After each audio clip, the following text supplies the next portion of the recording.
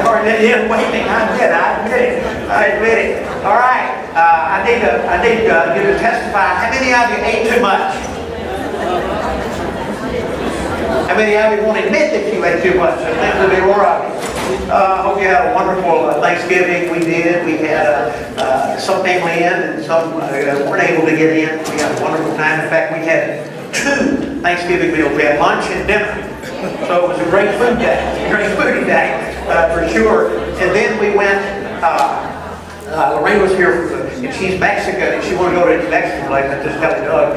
And we went, let's see, Julio's. It's okay. I think that's right, Julio's. On International, turn right International. Yeah, you turn. I never been there, and but the food was good. But what was interesting is one of the dessert options. Okay, and you got to remember it's Thanksgiving, so I'm good. Okay, they have a chocolate piñata. Okay, stay with me here. Stay with me here. Okay, this is killer. Okay, and it's I don't know, it hangs from this contraption, and it's probably about this big, okay, and it's all milk chocolate, okay, and they give you a stick. They give you a stick, okay, the server will give you a stick, and so you can break the piñata, because that's the whole point, break the piñata, okay, and he says, number 1, do not hit it on the side or you will all be messed up, okay, hit it on top, okay, hard enough, and it breaks, and it's full of fruit. Okay, so I guess there's the mixture of milk chocolate overdose and healthy fruit there. And then I'm telling you, the platter it's on is this big, and there's huge dollops of whipped cream all the way around. And then there was chocolate syrup and raspberry syrup. I mean, it was to die for. And if you eat a lot of it, you will die. And so we took them there for one meal. So, but it was a great time. We had a lot of fun and ate too much. Okay. All right. Listen, I want you to do something for me. It kind of ties into Thanksgiving, but last week was more than teaching on it. I want you to take a minute around your table. I want you to complete this sentence. I want you to complete this sentence. I'm glad. I'm glad. Okay, so just complete this sentence and begin with the oldest person at the... No, I'm just kidding. You decide where to start and let everybody complete that sentence. I'm glad. Okay, go.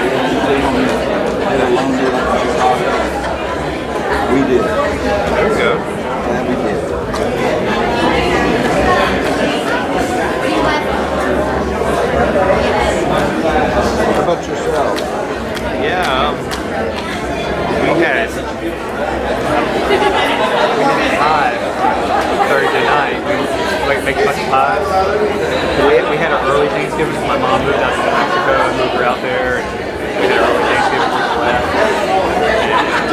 And so we weren't going to do it that way. And then some of the people we invited over that evening were like, Thanksgiving. We don't have to cook. We all the, we're all the best.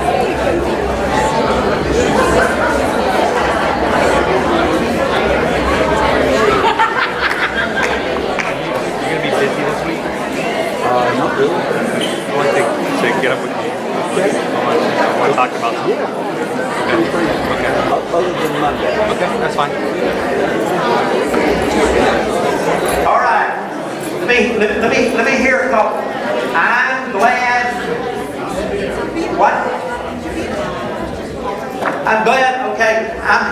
the oldest man in the room. Okay? I'm glad. I'm glad.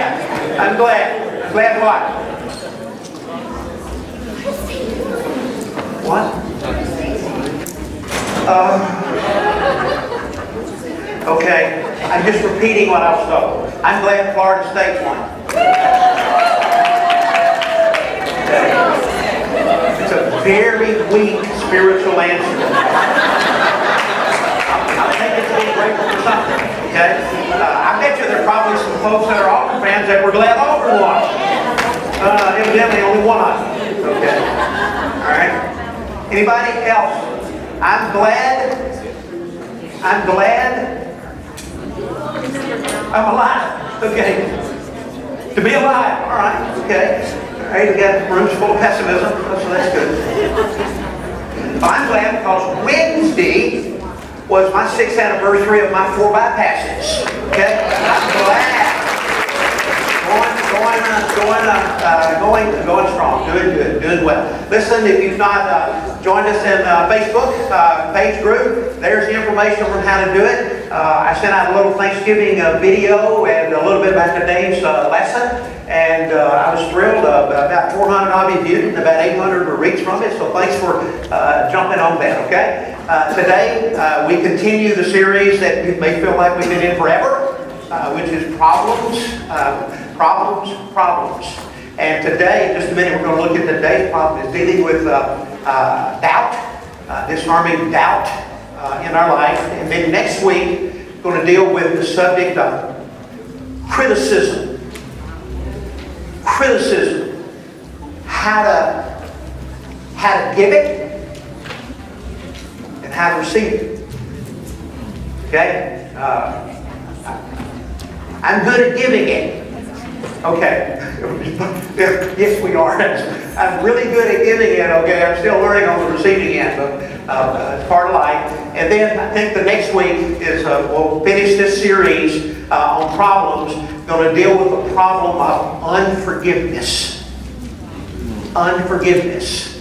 Resentment, bitterness, and deal with that whole issue. Okay? All right. Take your listening guide, and we'll read the text here in just a minute in John, out of John 14 and John chapter 20. Let me begin by being as brutally honest as I can be. I have my doubts.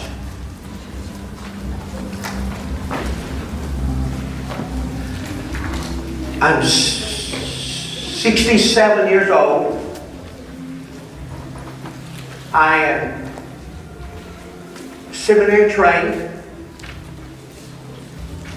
earned doctorate, theology, have been a Bible reader, thinker, student, teacher for 40 plus years. I think that gives a lot of credibility. And I have my doubts.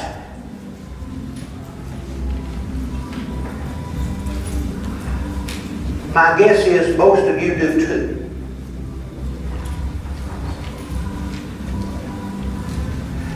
Unfortunately, in the conservative Christian world, it's usually not safe to voice them.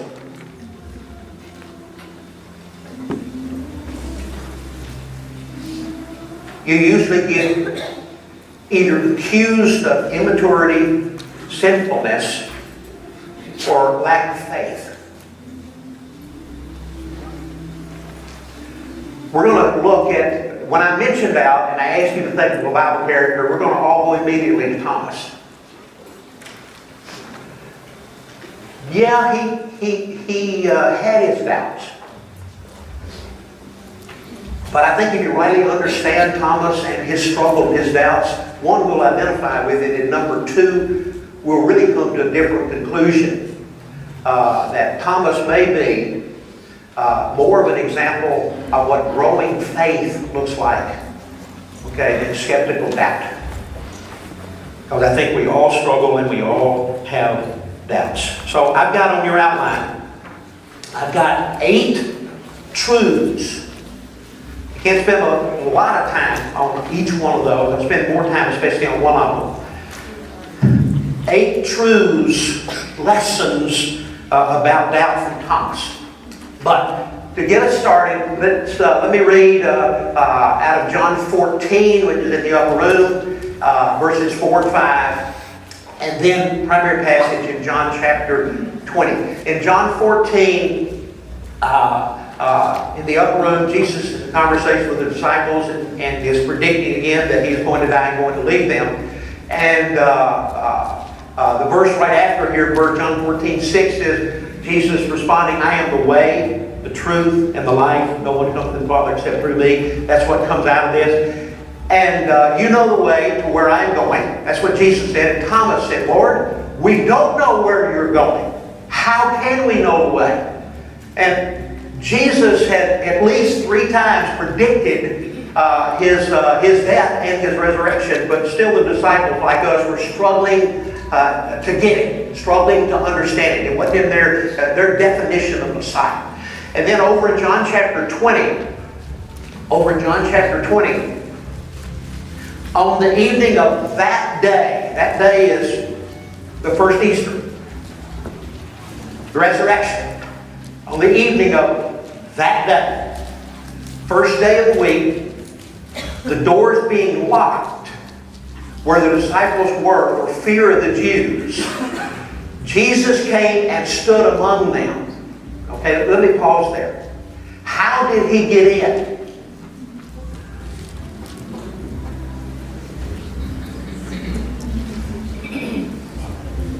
Because the doors being locked, he had a key. There's our intellectual doubter. Okay. He walked through the door. Okay, why he had a glorified body, which is a beautiful picture of what you and I will have when we get to heaven and get our new upgraded body that's fit for eternity. Okay? And Jesus came and stood among them and said to them, by the way, he says this 3 times, peace be with you. Because if you look back in verse 19, they were locked. The doors were locked for a reason, as if it would keep them out, for fear of the Jews. They were afraid. They were fearful. They were hiding. Jesus appears, peace be with you. When he had said this, he showed them his hands and his side. Then the disciples were glad when they saw the Lord. I wonder if he hadn't shown them his hands and side, would they have been glad? Jesus said to them again, peace be with you, as the Father has sent me. Okay, next. The next 2 or 3 verses, I just skip down because I want to get to Thomas. Now Thomas, one of the 12, called the twin, was not with them when Jesus came. It's important. He wasn't there when Jesus showed up and showed him his hands and his side. So the other disciples told him, we have seen the Lord. But Thomas said to them, yeah, I bet. That's in the Reverse Standard Translation. Okay. But he said to them, unless I see in his hands the mark of the nails, and place my finger into the mark of the nails, and place my hand into his side, I will never believe. Wow. Talking about somebody needing convincing. 8 days later, his disciples were inside again, and Thomas was with them this time. Although the doors were locked, Jesus came and stood among them and said, peace be with you. Then he said to Thomas, Oh. Then he said to Thomas, put your finger here. Part of me thinks that Jesus reached out and just said, give me your hand. Put his hand and said, put your finger here. Put your finger here. Feel. Okay? See my hands, my wrists. And put out your hand in the place of my side. Do not disbelieve. Don't doubt. but believe. Let's talk about doubt and how to disarm it. I believe it's as long as we live and as long as we have faith, there will always be that element of doubt. More for some of us than others, and there are a lot of reasons for more for some of us than others. There are different reasons, but there's almost always in all of us that element of doubt that mostly we're unwilling to confess for fear of reprisal, usually from other believers, okay? So let me walk through these. 8 truths about doubt. Number 1. First, doubt. Doubt is both human and normal. It's both human and normal. How many of you have pets? Go to the next slide. How many of you have pets? Okay. How many of you feel like you communicate with your pets pretty good?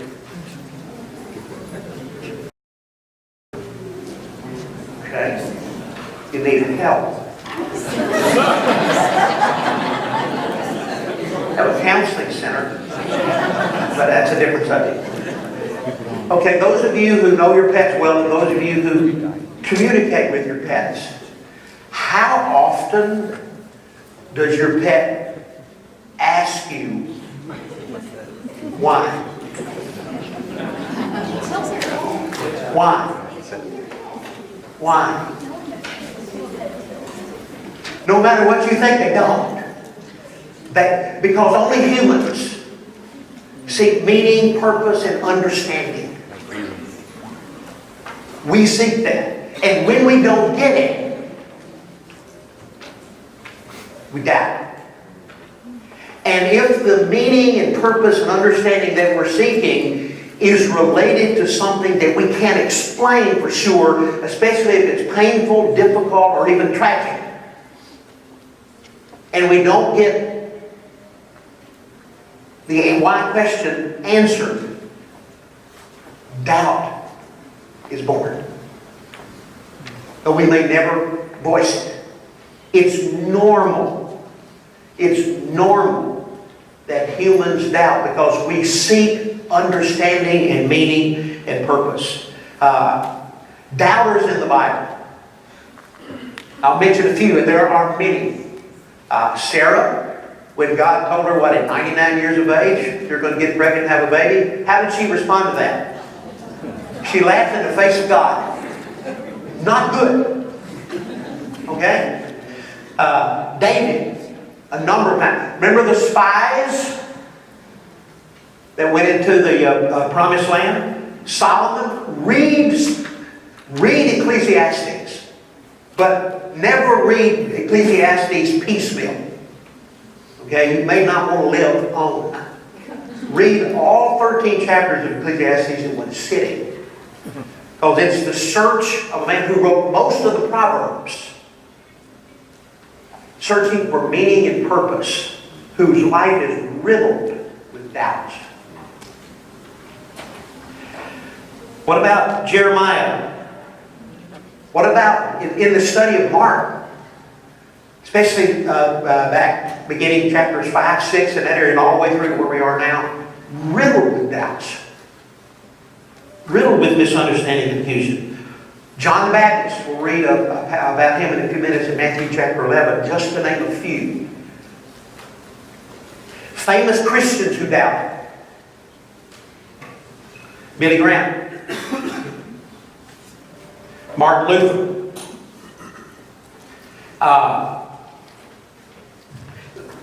Let me read you Agnes' story.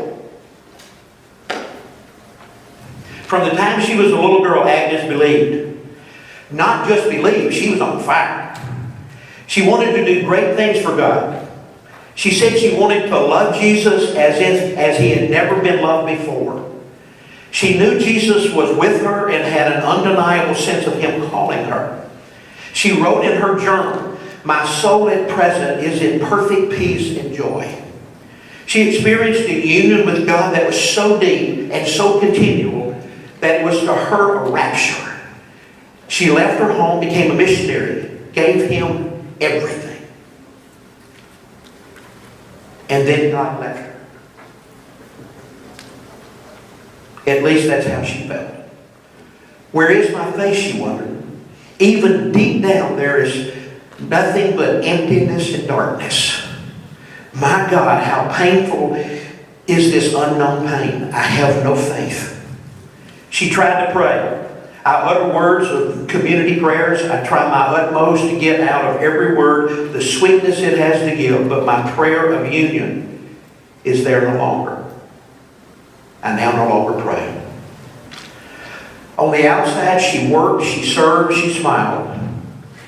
But she spoke of her smile as her mask, a cloak that covers everything. This inner darkness and dryness and pain over the absence of God continued on year after year with but one brief respite for nearly 50 years. Such was the secret pain of Agnes, who you and I know better as Mother Teresa.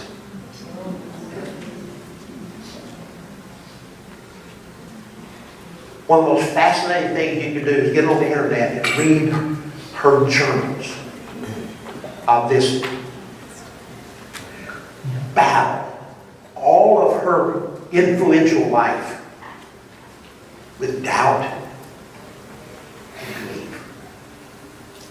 It was something she wrestled with all the time. I think, as I said, most of us do. It may be why the writer of Jude, who half brother of the Lord, who obviously struggled with doubt, as did all of his siblings, none of them came to faith in Jesus until after the resurrection. So obviously they struggled with doubts. And Jude writes in verse 22, have mercy on all who doubt. Have mercy on all who doubt. So, number one, doubt is both human and normal. Number two, doubt is different from unbelief. It may have some similarity, but it is different.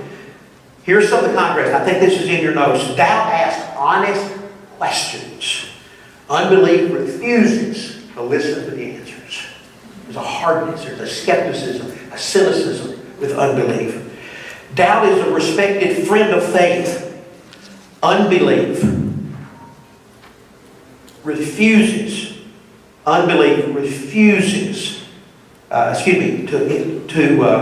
Doubt has honest questions. Unbelief refuses to hear answers. Doubt is a respected friend, but unbelief is faced enemy. Doubt creates an opportunity. We'll come to a close to that. Opportunity for deeper faith. Unbelief is the very opposite of faith. Doubt are hard miles on a good journey. Unbelief refuses to go another step. I, like Thomas, and I think like most of you, though you may not verbally confess it, I'm an honest doubter. It doesn't create angst or fear in me anymore. It did at one point, but it doesn't anymore because I know doubt, rightly responded to, always leads to deeper faith in moving forward. You might want to look at it. Doubt is a question mark. Unbelief is an exclamation point. Huge difference. Number three, doubt comes, at least this is my belief, doubt comes from the strange silence of God. From the strange silence of God. And I put this in three buckets. Three doubt buckets. Where I think where we struggle the most with doubt and the silence of God. Number one is, why doesn't God give us more proof? He could. Why doesn't God step up more and make His presence and existence clearer?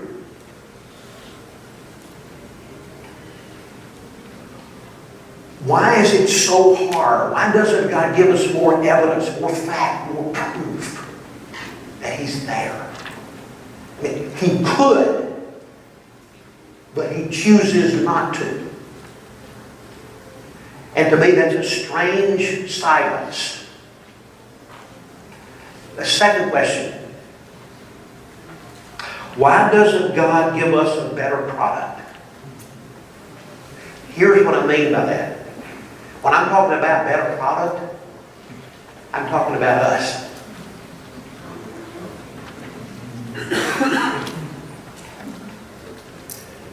I mean,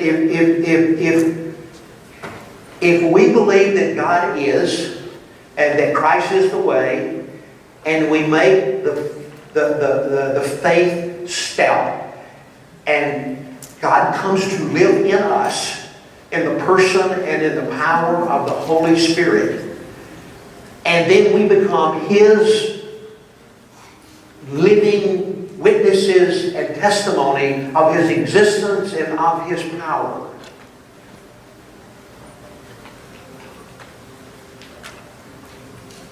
Why are we so often bad at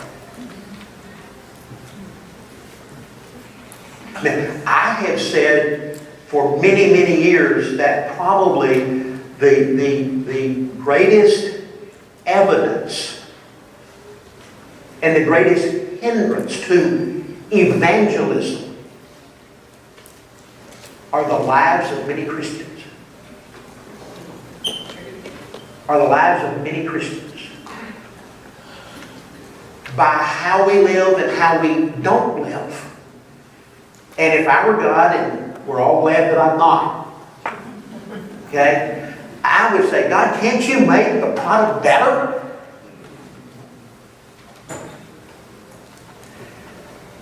And then a third area that's a strange silence for me, which we've discussed off and on in here for years, is why is there, if God is good and loving and powerful, why is there evil and suffering and pain?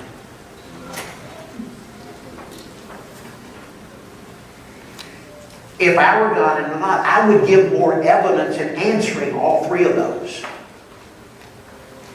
But He doesn't, He didn't, and He doesn't. And that strange silence and one or more of those areas burst out. Burst out. That strange silence of God. Because we know He could give clarity. But He's chosen not to. And we wrestle with that. Which leads to number 4. Doubt coexists with faith. Why do we have to put people in two groups? Why can't they just share the same bed? Why can't they coexist together? Because they do coexist together. Both of them.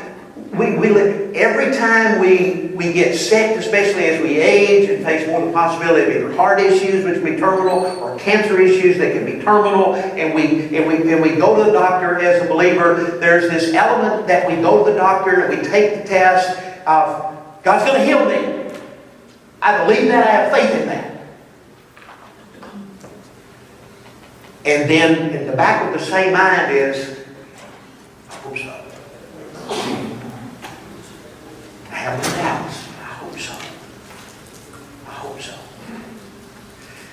And we get on as it were, a medication regimen to treat something, and we believe that God can use that to make us better. And yet there is the doubt of, am I going to get better? Am I going to get better? We go to the, I used this 2 weeks ago, we go through a fast food. There's the belief this is going to be really good. There's the doubt. Did he or she wash their hands before they put it in the bag?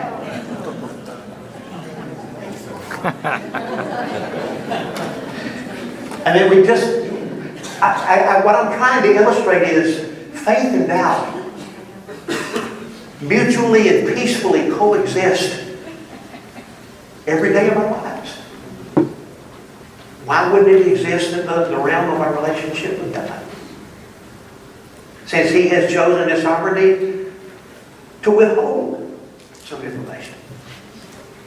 Michael Novak, I don't know if I put this in your list, I don't remember. Doubt is not so much a dividing line that separates people into different camps as it is a razor's edge that runs through every soul. Many believers tend to think doubters are given over to meaninglessness, moral confusion, and despair. Many doubters assume believers are non-thinking, dogmatic, judgmental, moralizing. Well, they think that because all too often it's true. But the reality is we all have believing and doubting inside us. Starting with doubt. Number five. Doubt often grows in isolation.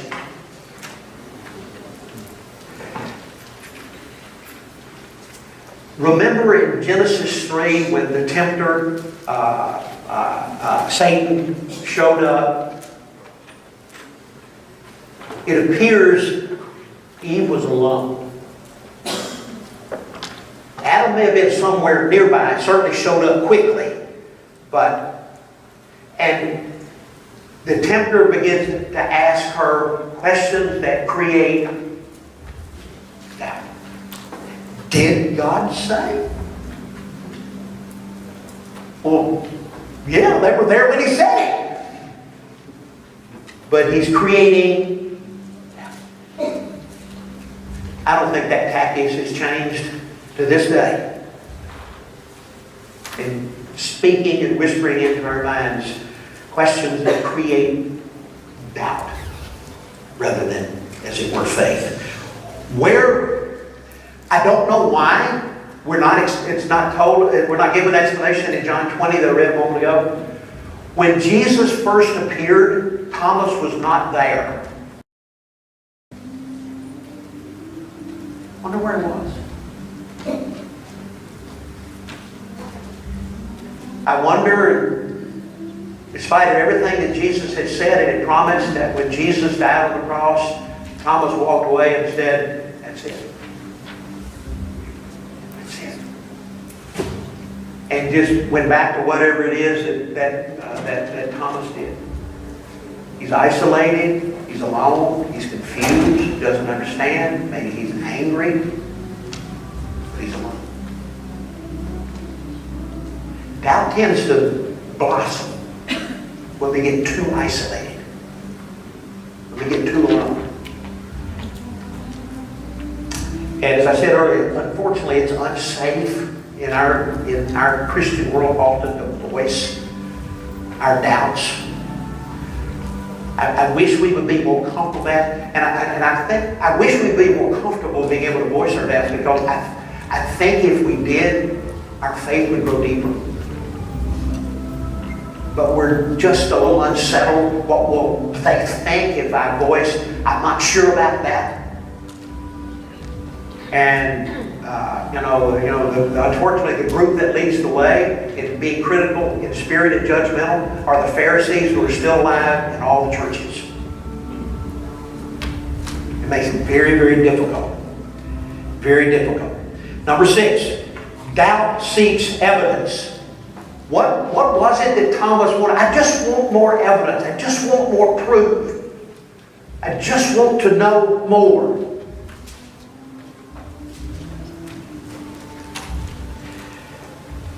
And I just need to know and to feel and to touch. I want to personally experience my faith coming alive and being real and having evidence. I think sometimes we don't look for more fact and look for more evidence. This is truly, I tend to be very academic and intellectual, so I'm a learner. I think sometimes we don't dig deeper and look more, because deep down inside of us there's a little bit of fear. What if doubt wins? What if it wins? Then We don't want God to win. And then number 7, doubt doesn't cause God to abandon us. Jesus didn't chastise Thomas to rust. Jesus just chose to give him more evidence.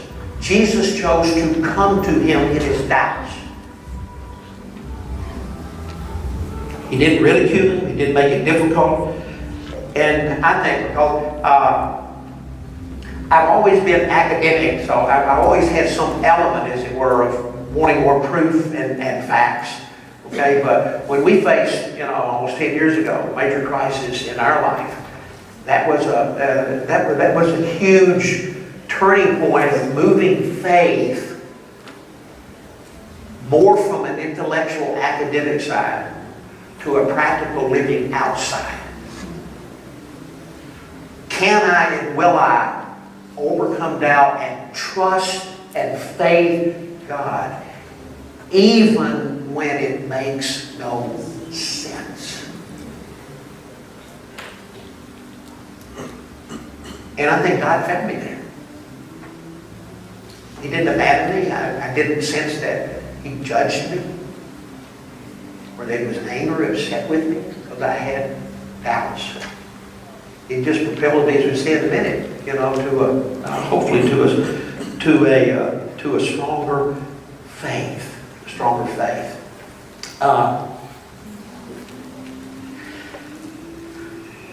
But we struggle with the doubt. Let me see if I can create this in a kind of a practice story. Let's say I go to a barber shop. I go to see my stylist, who was just in here a few minutes ago. And we get into a discussion, and eventually God comes up, and she says to me, "I don't believe that God exists. And if He did, He must not be too loving or too powerful." Don't say anything. She finishes the style, I pay her, and I get up and I walk out. And I go over to some areas that are very visible in the city, and I stand by Lake Eola, I stand in a lot of places, and I see a lot of homeless people. And you know what? They all need a haircut. They need a lot of things, but they all have long, dirty, nasty hair. So I go back to my barber. And I say to her, "See, I don't believe hairstylists exist. I don't believe barbers exist. Why? Well, if you see what I just seen out there, barbers can't exist, or that wouldn't happen." And then she says to me, "It wouldn't happen if they would come to me."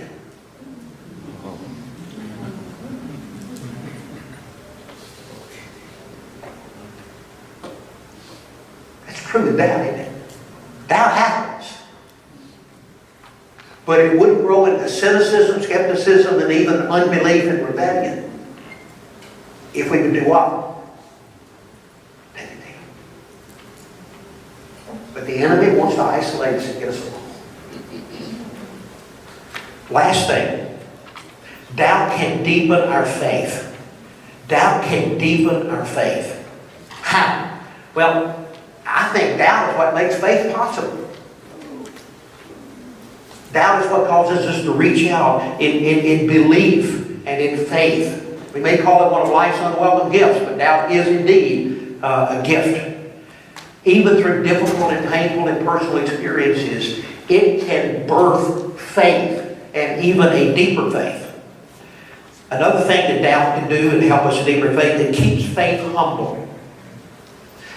I am of my many faults, one is I am a control freak.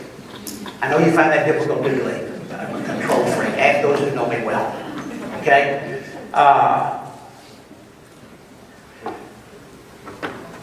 Doubt reminds me that I'm not in control. God is.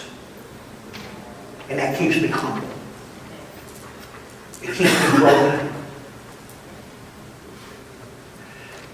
Doubt keeps my faith growing. Think about this for a minute. The area or areas where you and I experience our greatest doubts are the areas where we have the greatest opportunity to grow. If we're willing to step into it and not be afraid of it. We have to clarify them, not stuff them. We have to identify what those doubts are. And then step into those as an opportunity to grow and to develop. Frederick Buchner said, doubts are ants in the pants of faith. They keep faith awake and moving. Ants in the pants. Ants in the pants of faith. But look, I didn't read the last few verses of John 20. But at the very end of John 20, in verse 28, this is where Thomas's doubt led with this confession. My Lord and my God. His faith was ever stronger and even stronger than it had ever been before. Surely not the words at that point of a doubter. We ordered for James, our grandson, a few months ago on Amazon. Amazon has everything. Everything, okay? A bunch of butterflies in cocoons. Okay? A bunch of them. I mean, a bunch of them. And when they came in, eventually, they developed, as it were, into the cocoons. In order to expedite the process of butterflying, what if I had taken some scissors and just snipped the cocoon?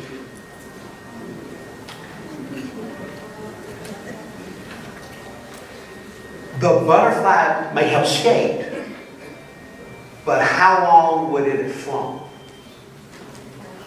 And then it would have died. I think doubt is kind of like that. We need to embrace it, accept it, step into it. Because the longer we stay in that cocoon and we try to get out, the stronger the wings become. Right? So when the time is right, we're ready to burst, as it were, forth and then fly. I think that's where doubt can lead us. If we're not afraid of it. If we're not afraid of it. I want you to say this with me. Say these words with me. My Lord and my God. Say it again. My Lord and my God. Say it again. My Lord and my God. Here's an assignment for next week. I'll put it back up there because there's really not any one passage that speaks to criticism. There are several, especially in Proverbs. And then there's one passage that I think speaks to it in Matthew 7, 1-5. There are a number of Proverbs up here that I hope you'll read for next week. I'll put this slide back up in just a minute so you can get those, get these written down. But read through these handful of Proverbs. They really speak to the issue of criticism. And then here are 3 questions to discuss at the table. How much do you struggle with that? I don't know how honest you live. I don't. The safest thing is to say, not really at all. Okay? Then I have to change my subject next week to lying. Okay? And then 2, when I've talked about this, but I haven't gotten into specifics, why are we afraid to voice our doubts? Why? Knowing where they really can lead. And then 3, which truths from the lessons? There are really, again, 8 truths, lessons about doubt. Which of these truths most help you disarm your doubts? Disarm your doubts. Okay? Let me pray. Father, thank you for Thomas. Thank you for his doubts. I'm sure he may have only been voicing what others felt. He may have only acted, maybe the only one who really acted on his doubts. Thank you for your patience with him and with us, wanting us to come to you. To come to you with our doubts. I mean, you know them anyway. You're omniscient. And to step into those and pray and study and work and get into your word. And where we can find facts and evidence that disarm our doubts and move us deeper in our faith journey. That's good. That's good. Help us as believers to be secure enough in our own journey with you that folks would feel comfortable confiding in us the doubts they struggle with in their journey. Because you might could use us to be an encouragement and supporter to help them come to deeper faith in their journey. Thank you again for this great study of this very practical problem that so many of us face almost every day. Bless the time and discussion around the table. In Jesus' name.